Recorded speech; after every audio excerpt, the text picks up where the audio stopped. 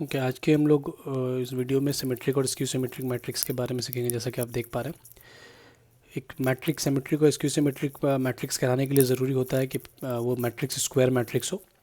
अगर matrix square है तभी वो सिमेट्रिक या स्क्यू सिमेट्रिक मैट्रिक्स में क्लासीफाई करना उसको पॉसिबल होता है। जो ज़रूरी कंडीशन है एक मैट्रिक्स का सिमेट्रिक और स्क्यू सिमेट्रिक का कहलाने का वो ये है कि अगर किसी मैट्रिक्स का आप ट्रांसपोज जानते हो, तो आपको ट्रांसपोज पता है, आप ट्रांसपोज अगर निकाल लेते हो तो ट्रांसपोज निकालने के बाद वो मैट्रिक्स अगर एग्जैक्टली जो मैट्रिक्स है ओरिजिनल मैट्रिक्स उसके इक्वल आता है, मतलब अगर ए और ए ट्रांसपोज का वैल्यू इक्वल हो जाता है तो उस तरह के मैट्रिक्स को हम लोग सिमेट्रिक मैट्रिक्स बोलते हैं। वैसा ना होकर अगर एलिमेंट सेम आ जाता है, ट्रांसपोज आपने निकाला और एलिमेंट सेम हो रहा है बट साइन ऑपोजिट हो जाए, मतलब कि अगर ए और ए ट्रांसपोज डायरेक्ट इक्वल ना होकर माइनस कॉमन लेने के बाद वो इक्वल हो, A equal to minus A transpose अगर इस कंडीशन को सेटिस्फाई करे तो उस मैट्रिक्स को हम लोग स्क्यू सिमेट्रिक मैट्रिक्स बोलते हैं। आप एग्जांपल में एक देख पा रहे होगे कि मैट्रिक्स लिया है मैंने, ए 2 रो 2 कॉलम का एक स्क्वायर मैट्रिक्स है। यहाँ पे ये 4 7 और 7 1 ये इस मैट्रिक्स का पहला रो और दूसरा रो था। यहाँ पे हम लोगों ने उसका ट्रांसपोज निकाला है।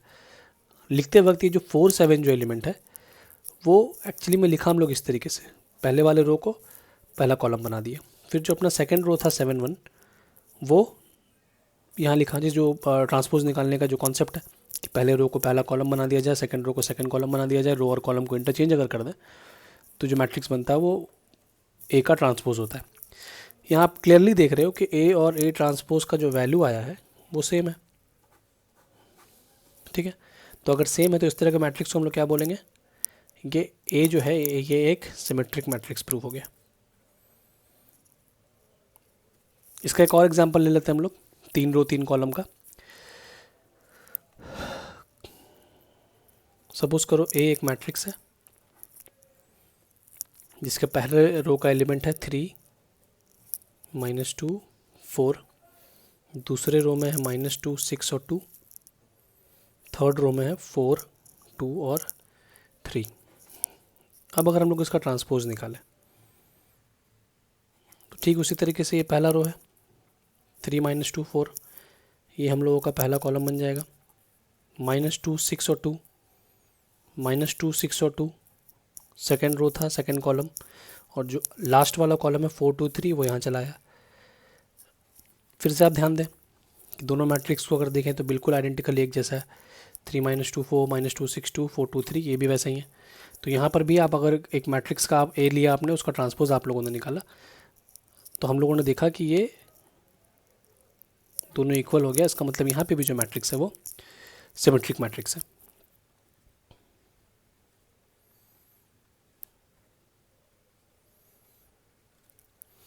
उसी तरीके से स्क्यू सिमेट्रिक मैट्रिक्स को भी एग्जांपल के थ्रू समझने की कोशिश करते हैं हम लोग। एक मैट्रिक्स यहाँ पर भी ए ले लेते हैं, 0 8 -8 0। इसका ट्रांसपोज निकालते हैं हम लोग, तो पहले रो का ट्रांसपोज निकालेंगे, पहले रो को चेंज करेंगे पहला कॉलम में, सेकंड वाले रो को सेकंड कॉलम में। आप देख रहे होंगे कि सेम तो आया है दोनों, पर दोनों ही का साइन ऑपोजिट, ठीक है। 0 न्यूट्रल वैल्यू होता है, उसका साइन के बारे में बॉदर नहीं करना, बट जो नॉन न्यूट्रल वैल्यूज़ है, जो 8 आपको दिख रहा है उसका साइन ऑपोजिट है।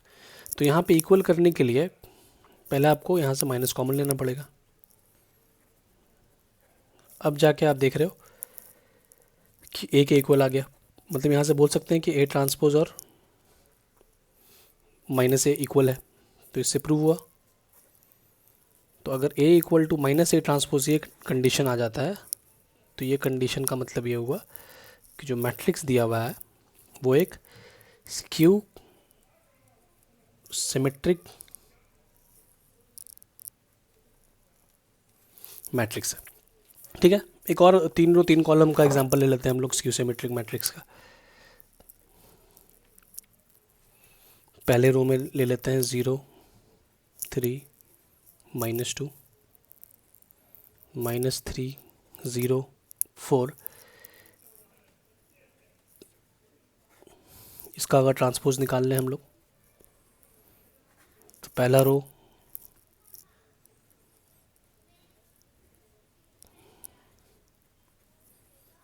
आप देख रहे होगे सारा एलिमेंट सेम है, साइन ऑपोजिट है, यहाँ पे 3 है, यहाँ पे -3 है, ये -2 की जगह पे 2 है, यहाँ पे -3 है, 3 है, तो सारे एलिमेंट 0 छोड़कर सबका साइन ऑपोजिट है। तो अगर सब माइनस यहाँ से कॉमन लेंगे तो ये A बन जाएगा। तो इस तरह के मैट्रिक्स को हम लोग स्क्यू सिमेट्रिक मैट्रिक्स बोलते हैं, क्योंकि यहाँ पर भी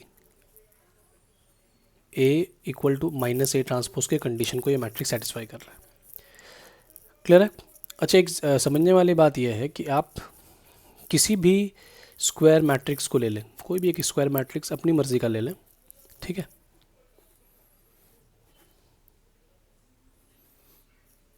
2, 4, -6 और 8, ये मैंने एक स्क्वायर मैट्रिक्स लिया है। अब इसका ट्रांसपोज निकालना है। मैट्रिक्स स्क्वायर होना चाहिए, बस ये ज़रूरी है। इसका ट्रांसपोज अगर निकालेंगे तो 2, 4 जो पहला रो था वो पहला कॉलम बन जाएगा, -6, 8। अब इसको दोनों को अगर आप ऐड कर दो, कोई भी स्क्वायर मैट्रिक्स दुनिया का ले लो, चाहे वो 2 रो 2 कॉलम का हो, 3 रो 3 कॉलम का हो, कोई भी किसी भी ऑर्डर का हो, स्क्वायर मैट्रिक्स होना चाहिए, उसका ट्रांसपोज निकाल लो। उसको अगर उसके ट्रांसपोज के साथ आप ऐड कर देते हो, A और A ट्रांसपोज को अगर आप ऐड कर दो, तो यहाँ पर रिजल्ट क्या आएगा? 4, -2 और 16।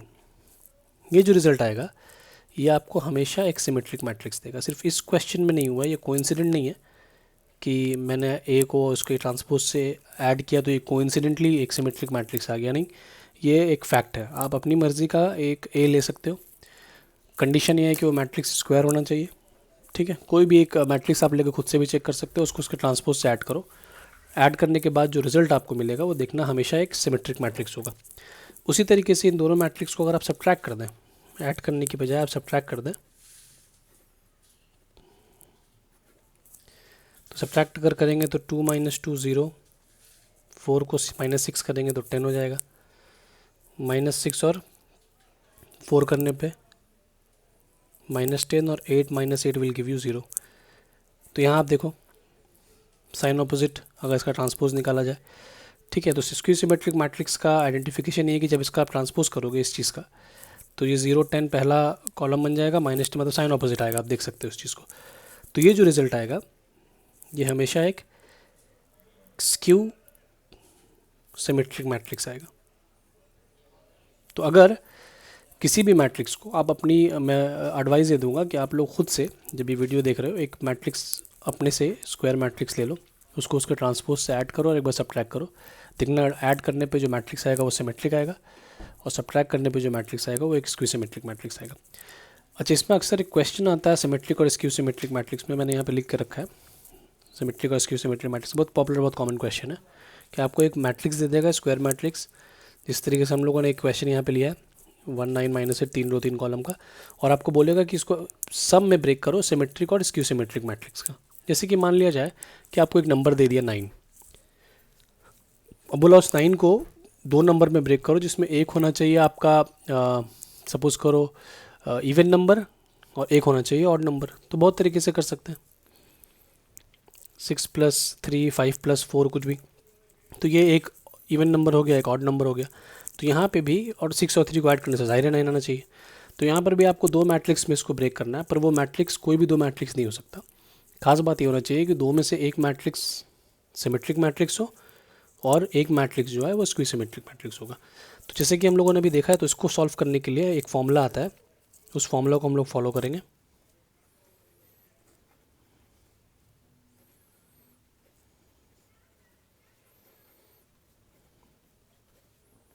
तो अभी अभी हम लोगों ने देखा कि किसी भी मैट्रिक्स को उसके ट्रांसपोज से अगर ऐड किया जाए तो जो रिजल्ट आएगा वो एक सिमेट्रिक मैट्रिक्स आता है, सब्ट्रैक्ट करने पे स्क्यू सिमेट्रिक मैट्रिक्स आएगा। तो A + A ट्रांसपोज एक सिमेट्रिक मैट्रिक्स देगा, ये कंफर्म है। A - A ट्रांसपोज एक स्क्यू सिमेट्रिक मैट्रिक्स देगा, इस बात को भी हम लोग चेक कर चुके हैं।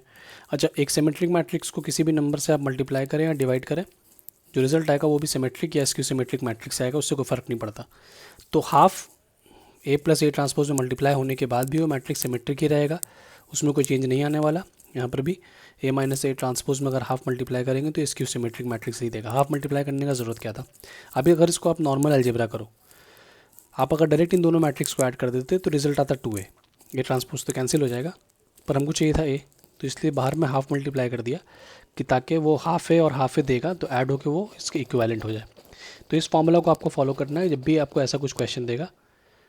अगर आपको मैट्रिक्स को सिमेट्रिक और स्क्यू सिमेट्रिक मैट्रिक्स में ब्रेक करने के लिए बोला जाएगा तो सबसे पहला काम हम लोग करेंगे, ए ऑलरेडी आपको गिवन है, आप ए ट्रांसपोज निकाल लोगे।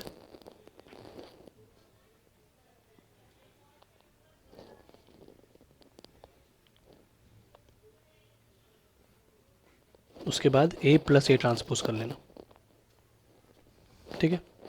तो ए प्लस ए ट्रांसपोज क्या हो जाएगा, उसको इससे ऐड कर लेंगे। तो 2 13 -5 13 4 4 -5 4 एंड 2। आप खुद ही चेक कर सकते हो। 12 13 -5, पहला रो पहला कॉलम आइडेंटिकल, तरीका ये है चेक करने का। फिर दूसरा रो दूसरा कॉलम देख लो, वो भी सेम है। थर्ड रो और थर्ड कॉलम, ये चेक करने का तरीका है कि पहले रो को पहले कॉलम से मैच करा लो। अगर सेम आया पूरा सारा चीज़ तो सिमेट्रिक, सेम आया पर साइन ऑपोजिट आया तो स्क्यू सिमेट्रिक। तो ये आपका एक सिमेट्रिक मैट्रिक्स हो गया।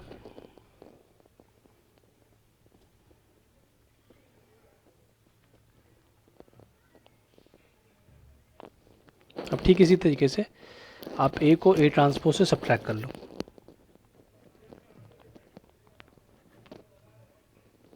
तो सब्ट्रैक्ट करने पे पहला एलिमेंट 0, फिर 5 -8 -3 -11 4 -9 -5 0 6 8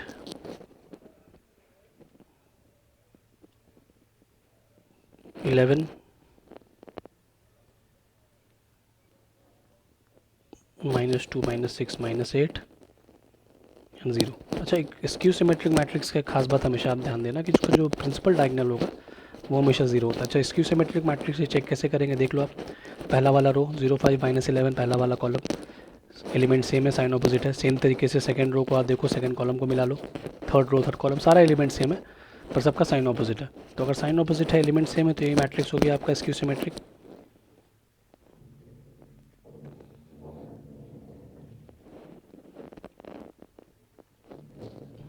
उसके बाद वीनो करके आप ये फॉर्मूला लिखना हमेशा।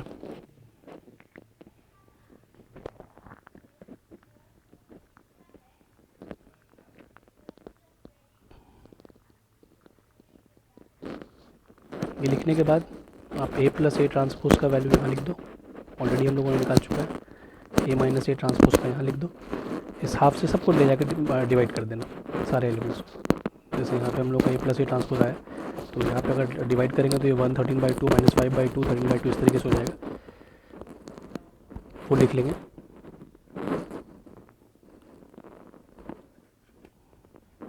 टू से डिवाइड करने के बाद जो भी एलिमेंट्स आएगा वो लिख कर यहाँ छोड़ देंगे, और इसके बाद कुछ नहीं करना। देखना ये एक सिमेट्रिक मैट्रिक्स रहेगा, स्क्यू सिमेट्रिक। यहाँ ए बैठा देना, जो पूरा ए है 198, ये पूरा ए का वैल्यू यहाँ पुट कर देना। और यहाँ पे A plus A transpose, A minus A transpose बैठाने के बाद 2 से दोनों को डिवाइड करके जो रिजल्ट आएगा वो, इन दोनों को ऐड करने की ज़रूरत नहीं है। ऐड करके वापस से ये चीज़ ही मिलेगा, ये शो करना था हम लोग को। यहीं पे लिख देना प्रूफ। क्लियर है? एक बार देख लो आप लोग, ये बहुत पॉपुलर क्वेश्चन अक्सर एग्जाम में यहाँ से आता है।